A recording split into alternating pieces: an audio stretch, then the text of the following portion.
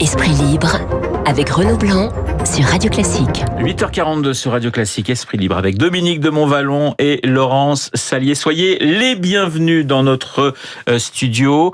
Si je vous dis Emmanuel Macron, si je vous dis valeurs actuelles, eh bien c'est la nouvelle polémique. On se demande, beaucoup se disent, le président ne devait pas, alors surtout des gens plutôt à gauche, ne devait pas s'adresser, parler, s'entretenir avec valeurs actuelles.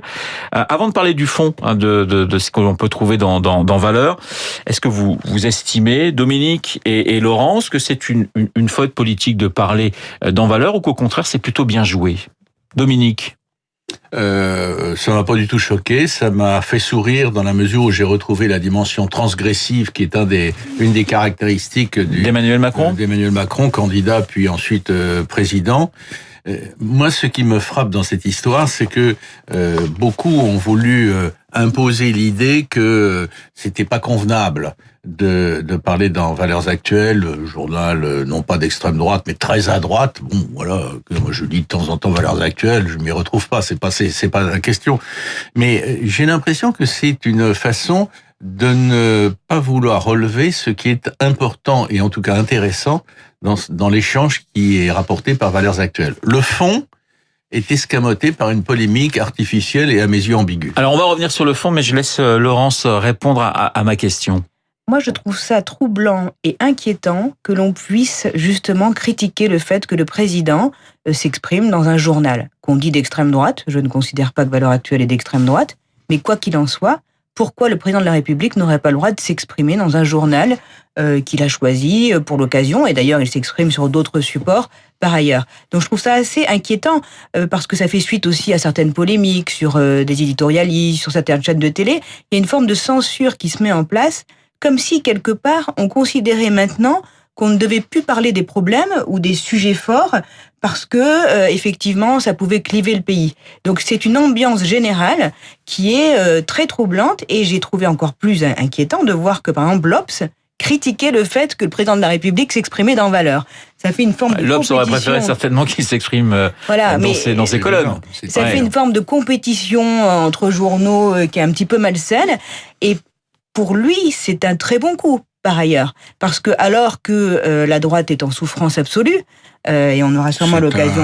C'est une expression faible. Voilà, il est très habile, parce que quelque part, il essaie de manger le peu qui reste encore de l'électorat de droite. Dominique. Moi, je voudrais juste ajouter ceci. S'il y a cette interview, cet échange, c'est pas strictement c'est pas tout à fait une interview, échange, mais dans la durée, 12 pages. Oui. Qui est instructif et intéressant. Moi, je dis ça, moi j'ai pas d'intérêt dans Valeurs Actuelles, mais ça vaut le détour. Hein. C'est quelque chose d'intéressant. C'est peut-être aussi parce que ce débat n'a pas été porté et par d'autres journaux qui aujourd'hui s'étonnent, s'inquiètent, s'indignent. Mais dites camarades. Vous avez organisé dans vos colonnes et dans vos éditoriaux ce débat-là dont Valeurs Actuelles n'était pas a priori le dépositaire prioritaire, dont il n'a pas le monopole, etc. Mais vous l'avez organisé ou pas? Et quelque part, ce qui est le plus dérangeant pour beaucoup, c'est de voir qu'il y a des thématiques dans une Europe qui dérive, ou en tout cas qui va vers droite et même vers l'ultra-droite. On a vu ça en Italie, on voit ça en Allemagne, etc. Enfin, il faut replacer ça dans un contexte global. C'est quand même incroyable qu'il n'y ait pas eu ces débats-là. Et donc, c'est ceux qui sont orphelins d'un débat, qui ne l'ont pas voulu, qui crient « Oh là là, c'est pas bien ! Pourquoi est-il allé parler à Valeurs Actuelles ?» Il est allé parler à Valeurs Actuelles, d'abord parce que les autres n'ont pas organisé le débat qu'il aurait fallu. On va essayer de parler un petit peu du fond. Il fait un diagnostic très dur de ce qu'est la société française aujourd'hui. Il est interrogé évidemment sur la laïcité, le communautarisme, sur l'islam d'une manière générale, sur l'immigration clandestine. Mais j'ai écouté aussi beaucoup de critiques sur le fait que c'est souvent du en même temps. C'est-à-dire que il y a un discours qui peut être très dur et qui tout de suite est tempéré par une autre petite phrase. Laurence. Tout à fait, parce que au-delà du support, sur le fond, je pense que quand même l'interview manque de courage, parce qu'il ne dit pas grand-chose de nouveau, il ne prend pas vraiment position, mais c'est son problème depuis le départ, puisqu'il a construit sa candidature et son élection sur un assemblage de droite et de gauche, donc il est totalement tiraillé en permanence entre son aile droite et son aile gauche, à qui il donne à chaque fois des gages. Sauf que sur ces sujets, que sont par exemple l'immigration, on ne peut pas faire du en même temps.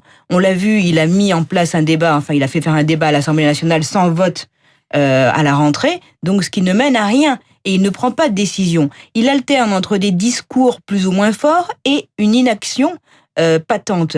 Mais le problème, c'est qu'il a beau parler, s'il n'agit pas plus fermement sur le sujet de l'immigration et là, sur le problème de l'islamisme, ce sont les gens, les Français, qui vont lui faire payer ça dans les urnes. Et qui va récolter le résultat de son inaction? C'est le Front National, le Rassemblement National.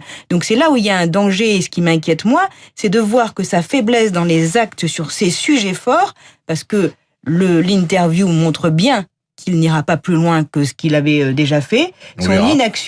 Son inaction amène en fait un vote extrémiste de droite qui est inquiétant parce qu'on se retrouve de nouveau dans le danger de l'arrivée du Rassemblement national aux plus hautes fonctions. Dominique, vous êtes, je pense, moins sévère. Qu'est-ce que vous retenez de cet entretien? En tout cas, je retiens pas le mot inaction parce qu'on verra.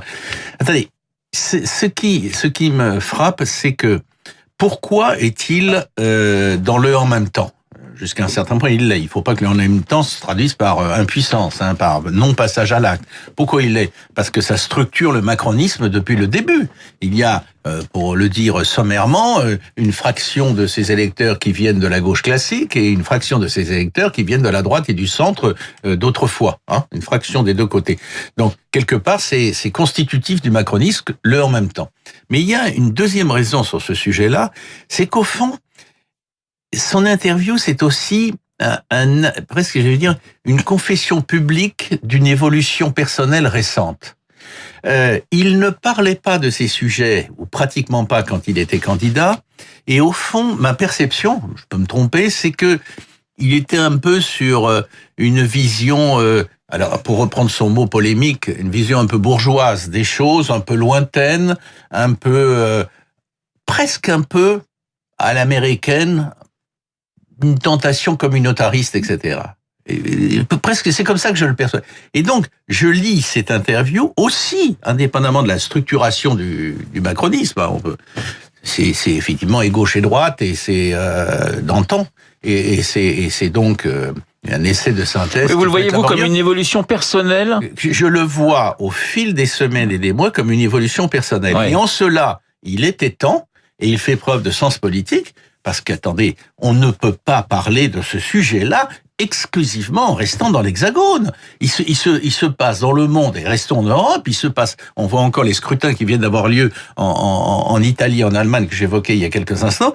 Il y a une poussée de l'ultra-droite et de l'extrême-droite, et même parfois plus, certaines ailes qui posent des questions. Enfin, ça, on n'est pas hors sol, ou alors on risque d'être hors sol. Justement, je pense que la lenteur déjà de son propos, et on verra son action, mais je ne vois pas se dégager des engagements forts, le met en décalage du pays. Regardez le sondage qui est sorti il y a quelques jours et l'inquiétude des Français sur ces thématiques justement du communautarisme. Il y a quand même environ 70-80% des Français qui, sur tous les critères, disent oui, ça nous inquiète de voir la propension du voile, ça nous inquiète. Donc, en parler seulement, il a un temps de décalage avec la réalité de terrain et la forte inquiétude des Français, parce qu'il y a des actions et des faits, des choses qu'il doit décider. Je ne vais pas vous reciter des chiffres, mais quand vous avez 3000 étrangers radicalisés sur le sol qu'on n'expulse pas, ou des mosquées salafistes qu'on ne ferme pas, ça c'est la réalité de terrain. Et il a beau dire j'en prends conscience, ça ne suffira pas. Dominique. Juste un mot pour dire que on a beaucoup dit dans les commentaires que par le truchement de Valeurs Actuelles, il s'adressait à la droite, voire aux électeurs tentés par l'extrême droite. Pour moi, il s'adresse tout autant, j'ai presque envie de dire prioritairement, à sa gauche. Parce qu'il leur impose des thématiques que la gauche refusait de regarder en face jusqu'ici. Le zapping avec ce matin Laurent Berger, secrétaire général de la CFDT, qui était sur France Info. On change de sujet puisqu'il nous parle de la réforme de l'assurance chômage. On l'écoute. En gros, ça fait 100% de perdants. 100% de perdants. Et on a une communication du gouvernement disant oui, mais c'est pour aider au retour à l'emploi. Non, cette réforme, il faut que Madame Pénicaud assume. Elle l'a fait avec un seul et unique objectif, faire des économies sur le dos des demandeurs d'emploi. Guillaume Pelletier, lui, était sur BFM TV, même sujet. C'est très révélateur de ce qu'incarne ce gouvernement, une politique de rustine ou de sparadrap. L'un des grands sujets français, c'est la récompense du travail. Emmanuel Macron, selon moi, selon nous, selon les Français, c'est le président de l'argent, de la finance, c'est pas le président du travail. Voilà, Guillaume Pelletier ce matin sur BFM TV. Je voudrais qu'on passe à un sondage qui fait également beaucoup parler, sondage Elabe. Alors, c'est un sondage, bien évidemment, sondage à 2 ans et demi de la présidentielle, donc il peut se passer énormément de choses en 2 ans et demi, mais qui montre, et finalement c'est un petit peu la suite du débat Emmanuel Macron et valeurs actuelles, qui montre que, au premier tour, très très loin, on trouverait Emmanuel Macron et Marine Le Pen, donc au coude à coude, pratiquement le même score, mais surtout avec des scores bien plus importants que ceux réalisés en 2017. On est autour de 29%, entre 27 et 29%. Pour les deux candidats, et c'est à peu près le vide sidéral derrière, peut-être Mélenchon qui s'accroche autour de 10% et d'autres candidats beaucoup plus loin. Qu'est-ce que ça vous inspire, ce sondage à 2 ans et demi d'une élection? Mais finalement, est-ce que il ne montre pas que pour l'instant, la stratégie d'Emmanuel Macron est la bonne, qui consiste à dire, grosso modo, je fais le vide autour de moi et mon adversaire, c'est le Rassemblement national. Dominique? Non, attendez, s'il pensait ça aussi sommairement, pardon que vous le... J'essaie de résumer très vite parce qu'il nous reste peu de temps. Non, mais vous le résumez. S'il pensait ça, il s'égarerait. Oui. Je ne suis pas président de la République. Non, j'entends bien, je vous taquine, si vous le permettez. Mais je vous en prie. Mais la France aujourd'hui, c'est quelque part une poudrière. Ouais. Je veux bien qu'on dise ça de façon plus posée, en disant c'est un archipel et que selon l'endroit où on se situe dans l'archipel, on vit les choses d'une façon ou d'une autre. Non, c'est extrême. Ce qui est frappant, c'est que pour le moment, ce n'est qu'un sondage, pour le moment, se détache le duo qui a joué le second tour de la fois précédente. Deux choses. D'une part, il peut se passer plein de choses. Oui, 2 ans et demi, c'est très très long. C'est très long et on a vu ce qui se passait en quelques mois, quelques semaines, en quelques jours parfois. Donc les Français, n'ont pas la tête à ça. Donc c'est intéressant. Et puis la deuxième chose, c'est que vous avez évoqué subtilement que le premier tour. Alors évidemment, les extrapolations du second tour, je reconnais qu'elles sont encore plus elles incitent à être encore plus dubitatifs. Mais dans ce duo-là, cette fois, Marine Le Pen n'est pas battue d'avance. Elle n'est pas battue d'avance. Mais par contre, ceux qui sont battus d'avance, c'est votre ancienne famille politique. Laurence Salier, la droite, il y avait 3 cas de figure, et il nous reste malheureusement très peu de temps, mais dans tous les cas de figure, que ça soit François Baroin, que ça soit Valérie Pécresse ou que ça soit Xavier Bertrand, on est entre 9 et 5%. Ah oui, c'est l'effondrement total de la droite, il faut le dire. C'est dommage parce que effectivement, ce bipartisme, ce duel Macron-Le Pen, c'est un duel mortifère parce que pour le débat politique républicain, on a besoin d'avoir plusieurs partis, plusieurs formes d'expression. Oui, il joue justement l'affrontement. Et c'est vrai que les deux sont très hauts parce qu'une partie de la droite est partie chez Marine Le Pen et une partie est partie chez Emmanuel Macron. Et je crains malheureusement que, notamment par des propos tenus par Guillaume Pelletier qui dit Macron est le président de l'argent ou de la finance, on continue d'enfoncer la droite parce que ce sont des propos et éventuellement qui sont... de faire le jeu de Marine Le Pen. Exactement, ce sont des propos qui, pour notre électorat de base de droite, qui était un électorat de droite républicaine libérale, est complètement inaudible. Donc il y a une forte inquiétude et on s'oriente effectivement vers ce bipartisme. Esprit libre avec ce matin Dominique de Montvalon et Laurent Salier. Merci beaucoup d'avoir été ce matin sur notre antenne, sur l'antenne de Radio Classique. Il est 8h56 dans un instant. L'essentiel de l'actualité avec Laurence Gontier.